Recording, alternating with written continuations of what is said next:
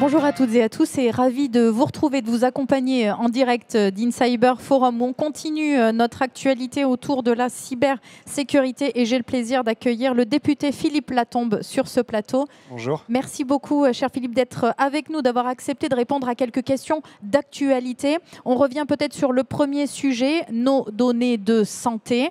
Alors, on le rappelle, 11 requérants demandaient un référé au Conseil d'État pour annuler le document de la CNIL autorisant Microsoft à héberger certaines données de santé. La juridiction administrative a considéré, c'était le 22 mars, que les garanties apportées réduisaient suffisamment le risque d'utilisation de ces données sensibles. Le Conseil d'État a donc rejeté ce référé. Quelle est votre réaction? Comment est-ce que vous accueillez cette décision? Est-ce que c'est un coup dur pour la souveraineté numérique? Oui et non. Le Conseil d'État a statué en référé. Donc il a rejeté le référé. Et donc quand le Conseil d'État juge en référé, c'est qu'il juge en urgence et en évidence. Et en l'occurrence, il a considéré qu'il n'y avait pas d'urgence pour deux raisons. La première, c'est que les données étaient de faible envergure, c'est-à-dire qu'il n'y avait que 2 millions de personnes du SNDS, plus quelques hôpitaux, notamment autour de Lyon, qui étaient concernés, et que ça ne représentait pas un volume suffisamment important pour qu'il y ait un risque systémique. Et le deuxième, que ces données étaient pseudonymisées et chiffrées, et que donc ça réduisait la capacité d'États extérieurs à pouvoir obtenir ces données. En substance, il a dit aussi, en filigrane, il y a déjà des contentieux sur l'hébergement des données de santé par un hébergeur, un cloud provider américain. C'est déjà le cas depuis plus de 3 ans. Il n'y a pas d'urgence maintenant à décider. Donc il a renvoyé au fond. Donc la question va se poser au fond. Maintenant, ce qu'on sait, c'est que le Conseil d'État, au fond, met 18 mois pour examiner le dossier. Ça fait long.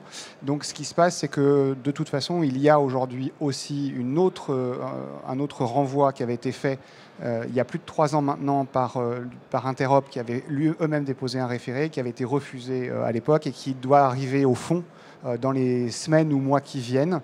Les mémoires en conclusion ont été rendues au Conseil d'État, donc je pense que ça va être audiencé dans les quelques semaines ou mois qui viennent.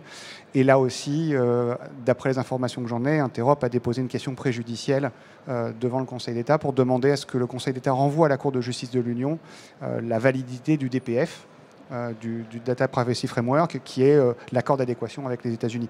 Donc l'affaire n'est pas close, ça continue, et puis on va en parler peut-être après, mais SREN pourrait apporter des nouveautés sur ce sujet-là. Donc non, c'est un combat de tous les instants, c'est pas parce que le Conseil d'État en urgence a décidé qu'il n'y avait pas d'urgence justement qu'il faut qu'on abandonne ce combat. Alors vous l'avez rappelé, Philippe Latombe, la loi SREN, et on sait que actuellement les députés sénateurs donc en commission mixte sont réunis pour échanger sur un certain nombre de points. Qu'est-ce que vous attendez de ces échanges? Qu'est-ce qui est attendu? Qu'est-ce qui pourrait effectivement survenir? En tous les cas, quel est votre appel à vœux? Alors, la commission mixte paritaire sont 7 sénateurs, 7 députés qui se réunissent et qui essaient de se mettre d'accord sur un texte commun. Le texte SREN est un texte qui est pavé d'embûches.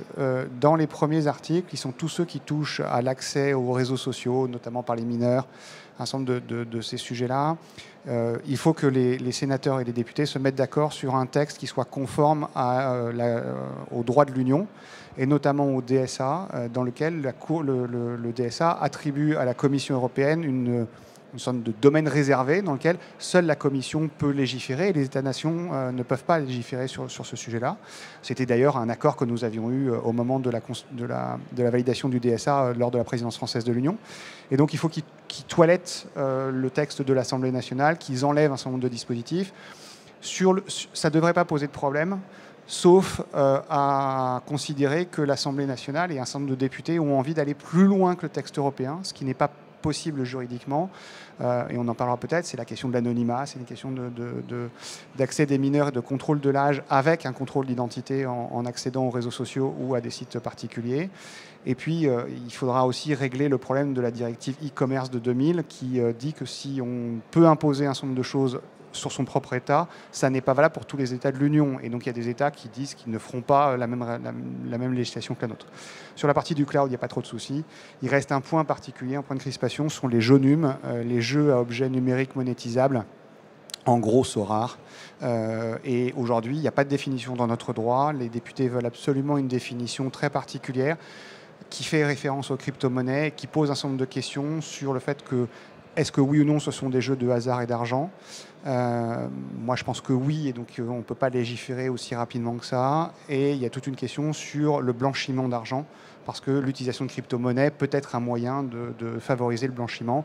Et les sénateurs sont très, très à cheval sur le sujet et n'ont pas envie de lâcher. Donc je ne sais pas ce qui va sortir de la CMP. J'aimerais bien qu'on ait un texte, notamment pour la partie cloud, parce qu'on allait plus loin que le DMA. On desserrait les taux de la concurrence sur le cloud encore plus loin que le DMA, avec notamment les crédits cloud, avec un certain nombre de choses.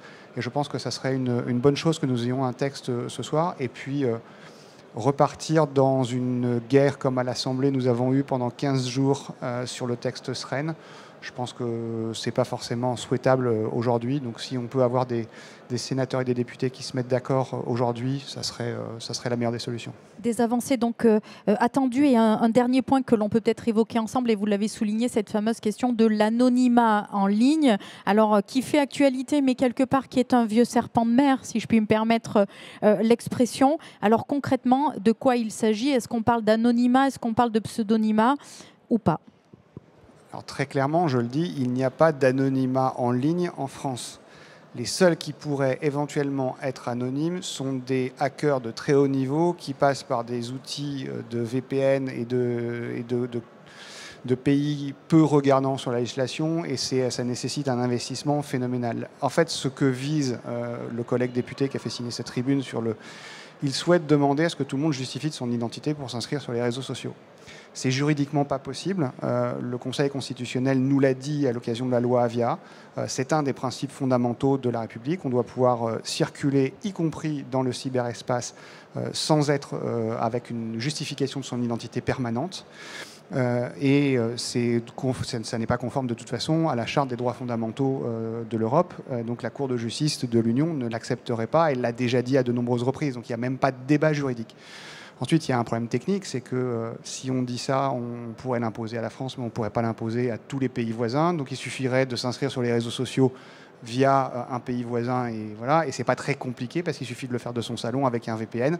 C'était d'où la question de l'interdiction des VPN, cette fameuse idée à l'occasion du débat SREN à l'Assemblée qui avait fait beaucoup de bruit. On voit bien que c'est un peu un festival de mauvaises idées, et donc c'est pour ça qu'il ne faut pas qu'il y ait de deuxième lecture SREN.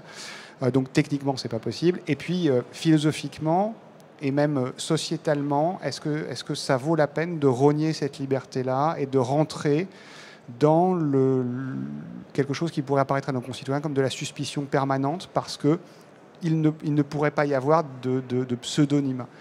Bon, et puis dernier point, il faut quand même le dire, c'est du pseudonymat. Donc si les services de police et de justice ont envie de trouver quelqu'un, s'ils s'en donnent les moyens, ils peuvent le faire. On l'a vu sur des affaires récentes. Il y a des condamnations pénales. On retrouve les gens assez rapidement. Sur la fuite des données France Travail, par exemple, on a retrouvé 3 petits jeunes qui avaient fait l'opération et qui pourtant étaient passés par des VPN. Donc quand on en a envie, on peut retrouver des personnes. C'est une question de moyens plus que d'autre chose. C'est une question de moyens pour la police, c'est une question de moyens pour la justice. Et c'est une question de rapidité de la justice pour condamner les personnes. C'est peut-être ça qui, aujourd'hui, est le plus inquiétant pour nos concitoyens, c'est qu'ils ont l'impression qu'il y a une sorte d'invulnérabilité. En fait, ce n'est pas l'anonymat qui réglera le problème, c'est la question de la réponse pénale, l'enquête et la réponse pénale qui doit être très rapide. Les réseaux sociaux accélèrent le temps, il faut que la police et la justice accélèrent leur réponse. Et puis on est dans un climat aussi, vous l'avez souligné, assez anxiogène. Et donc dans ce monde numérique finalement qui irrigue notre quotidien, on a besoin de ramener plus de confiance auprès des citoyens, de vos concitoyens, plutôt que de les effrayer. Ça c'est aussi un sujet qui est clé, que vous portez. C'est le sujet qui est le plus important. Et quand on parle de l'anonymat, on oublie quelque chose. On oublie les usines à trolls qui peuvent exister dans des pays qui servent à amplifier des messages qui sont des messages de déstabilisation sociétaux, et on a la preuve de ces ingérences depuis quelques années, notamment avec la Russie. Et l'anonymat, tel qu'il est proposé par un certain nombre de mes collègues, ne résoudra pas ce problème, parce que par nature, par définition, les usines à trolls sont des usines anonymes. Et là, c'est vraiment de l'anonymat. Et on ne pourra jamais rien faire contre des usines à trolls qui sont dans la banlieue de Moscou et qui déversent des millions et des millions de posts sur les réseaux sociaux en France pour déstabiliser notre société. Donc, c'est pas la solution. La solution, c'est vraiment de lutter contre les ingérences étrangères, c'est de voir comment est-ce qu'on peut avoir des services d'enquête, police, gendarmerie, justice, mais aussi la DGSI, qui peuvent lutter efficacement contre cela. Ça veut dire qu'il faut qu'on leur donne les moyens. La nouvelle guerre est une cyberguerre, la nouvelle influence est une cyberinfluence, et on a besoin d'avoir une cyberjustice qui fonctionne beaucoup plus vite. Philippe Latombe, merci d'avoir été notre invité. Merci d'avoir répondu à nos questions. Merci à vous de nous avoir suivis. Merci de votre fidélité. Je vous invite bien sûr à rester connectés puisque l'actualité continue.